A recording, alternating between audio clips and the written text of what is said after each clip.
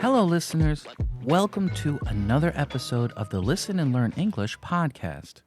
I'm your host, Chris, ready to guide you through another fascinating story.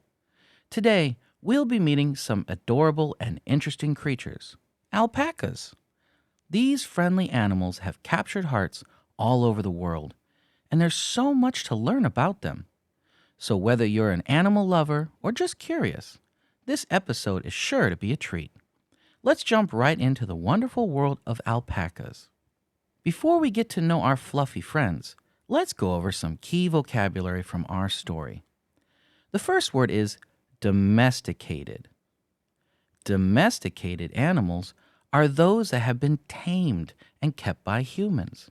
For example, dogs and cats are common domesticated animals in many households. Next, we have hum. In the context of alpacas, to hum means to make a low, steady sound. It's a way alpacas communicate. For instance, the alpaca hummed softly while being petted. Lastly, let's talk about cria. Cria is the term used for baby alpacas. It's similar to how we call baby dogs puppies and baby cats kittens. For example, the cria was born in the spring and was very playful. With these words in your vocabulary, you'll be able to follow along with our story about alpacas more easily. Let's get ready to learn more about these charming animals. Now, let's delve into our story about alpacas, these adorable and social creatures. Listen closely as we explore their world and learn some interesting facts. Here's the story. Alpacas are cute animals. They are social, which means they like to have lots of other alpacas, humans, and other animals as friends. They are between 120 and 225 centimeters long and weigh 55 to 65 kilos. Alpacas have soft wool, which humans can make warm clothes out of. Alpacas are found all over the world and, with training, can become great pets.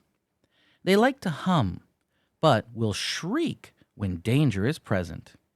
Sometimes, if an alpaca is in danger or wants to protect itself, it will spit at the offending person or animal. Spitting can be used to show their dominance. There are no wild alpacas in the world, only domesticated. Domesticated means that humans give them homes. Animals like dogs and cats are domesticated too. Alpacas were domesticated about 6,000 years ago from wild vicuñas. Vicuñas are a wild animal. Vicuñas are like ancestors to alpacas. Alpacas will have babies once a year. They grow babies in their stomachs for 242 to 345 days. Alpaca babies are called cria. And that's our story about the charming alpacas. They are not just cute, but also have a rich history and interesting behaviors. Did you enjoy learning about alpacas? Great! Now let's test your understanding with some questions about our story. Here they are. Number 1. What are some social characteristics of alpacas? Number 2. Describe the physical appearance and size of alpacas. Number 3. What is the purpose of alpaca wool? Number 4. How do alpacas behave when they sense danger? Number 5. What does domesticated mean, and are alpacas wild or domesticated animals? And number 6. What are baby alpacas called, and how long is the gestation period for alpacas? Think about these questions, and we'll discuss the answers after a short break. Stay tuned for more insights into the world of alpacas.